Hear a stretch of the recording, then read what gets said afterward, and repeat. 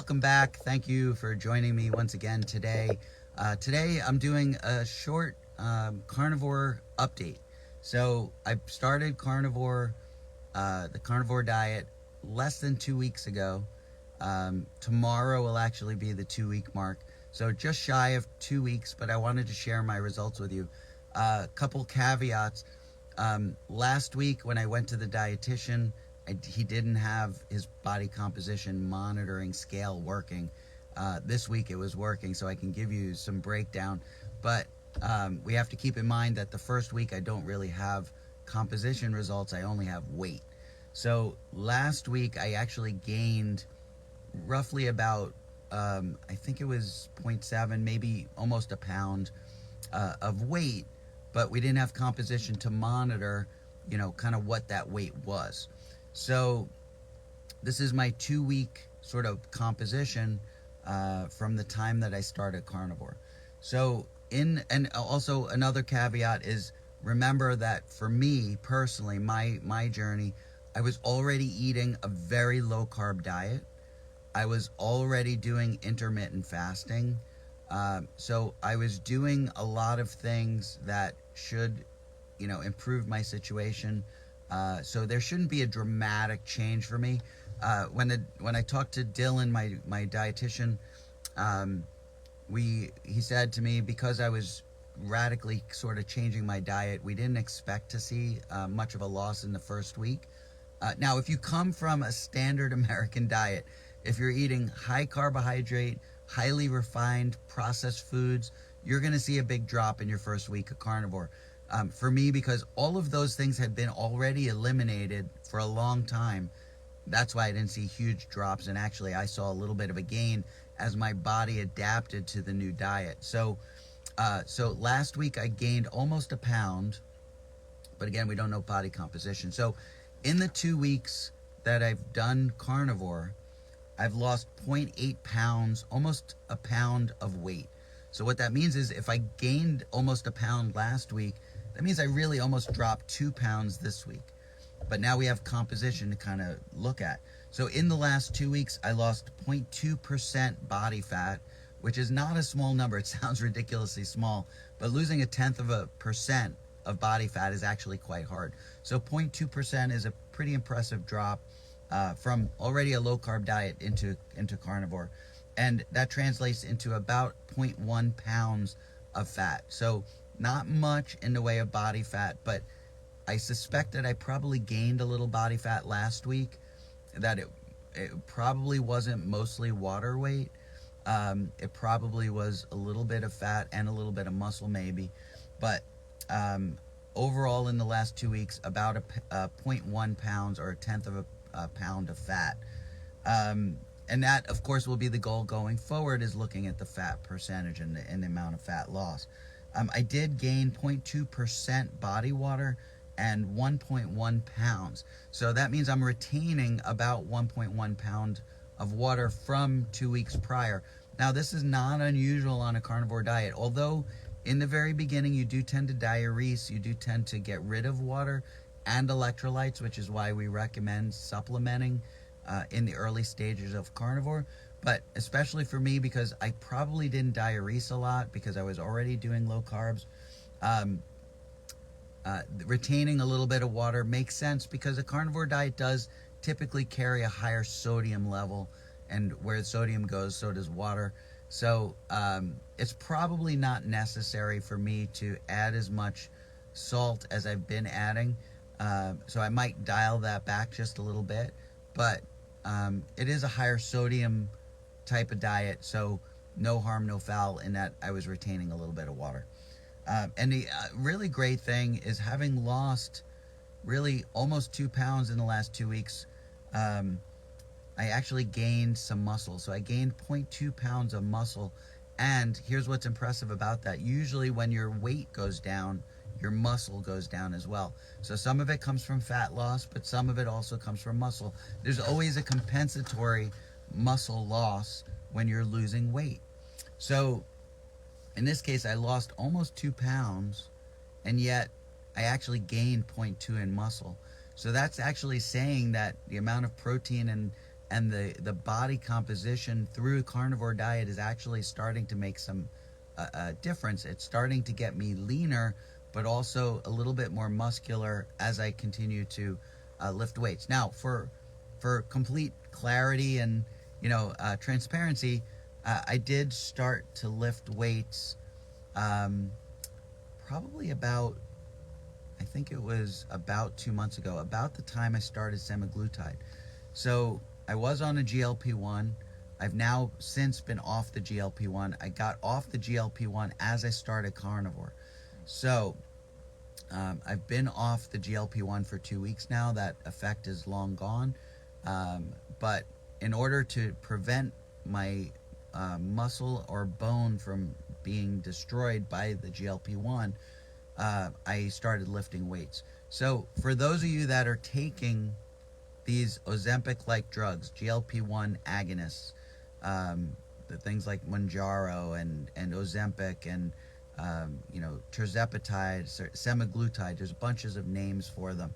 But if you're taking a GLP-1 to kill your appetite and decrease the amount of calories that you're taking in, you have to be aware that you're going to lose 60% of the weight from fat, but you're also going to lose about 40% from muscle and bone. So it's really, really important. You cannot just take these shots and continue doing what you're doing. If you continue doing what you're doing, if you eat the same, you don't exercise at all, then when you stop the drug, you're going to be worse off than you were before, because you lost 60% of your weight loss in fat, but you lost 40% in muscle and bone. And guess what? When you come off the drug, now you're going to gain it all back. You're going to gain it all back as 100% fat. And you're not going to get that muscle and that bone back. And depending on your age, if you're 20, you may be able to work that back in. But if you're 40 or above, that's probably muscle and probably bone, specifically bone, that you're probably never going to get back. So if you're on these drugs, I highly recommend that you get body composition monitoring. I did through the entire time I was doing semaglutide, and my dietitian had a formulated plan on how we were going to wean off the drug, and I only used it for 2 months. So it was a short period of time, and it was easy for me to wean because I never actually stepped up in dose. I stayed at the baseline dose the whole time, and then cut it back in half, and then I was done. So it was really super easy for me to wean off, and I made sure as I was using the drug that I was lifting weights, preserving my muscle and preserving my bone, and we saw that in body composition monitoring, that I did not lose that muscle and bone. And usually you want to see about a 2-to-1 ratio in terms of weight loss. You want twice as much fat loss as you get muscle and bone loss, or fat-free mass is what they call it. So you want to see a 2-to-1 ratio of your fat loss to your fat-free mass. When I was on the semaglutide and I was lifting weights and I was eating properly, I also had a 3-to-1 or even a 4-to-1 ratio. So I was losing a lot more fat and very little muscle or bone. You're always going to lose some. There's a compensatory mechanism there where you lose a little bit.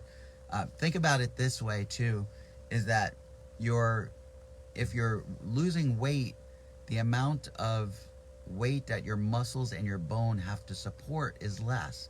And so you're going to lose a little bit of mass as a result of having to support this less mass and this less weight of your body. So it makes perfect sense that you would lose a little bit of fat-free mass as well. So, not overwhelming results for my carnivore experience, but again, I got to preface this by saying it's not that carnivore is not working. I absolutely see a big difference in my body structure.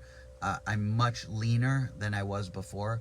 I'm more muscular, continuing to do that resistance training, that weightlifting, and using the carnivore diet to improve my leanness as well as increasing muscle. And I saw on my body composition monitoring that I actually gained muscle. The entire time I was on semaglutide, it was a 2-to-1, 3-to-1, or 4-to-1 ratio, but I was continually every week losing a little bit of fat-free mass, and now I've actually gained fat-free mass and lost weight. So that tells me I actually built some muscle during the time where the muscle, mass or weight should actually go down. So definitely positive changes on the carnivore diet in only 2 weeks. So again, it's the early stages. I'm doing this for a minimum of 90 days. I'll continue to update you guys and continue to kind of let you know what's going on. But I got to tell you, since I started 2 weeks ago, this is significant. I lost a full waist size. When I was at my heaviest, I was a 36 waist. For the longest time on my low carb diet, I was at a 34 waist. Since I started carnivore, I dropped down to a 32 waist. So I'm definitely leaner. My waist circumference is less. That's a big indicator of your overall health and your metabolic health.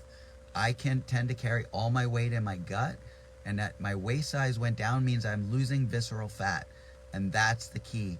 And that's what I needed in particular. I don't carry a lot of subcutaneous fat. I don't carry a lot of the wiggly jiggly fat, in the places that, men or women tend to store it. Women tend to store it in different places than men. But I tend to carry it all in my gut, and it's all in the deeper tissues and, around my organs, which is the more dangerous, the worse off metabolic fat storage. That makes you more sick.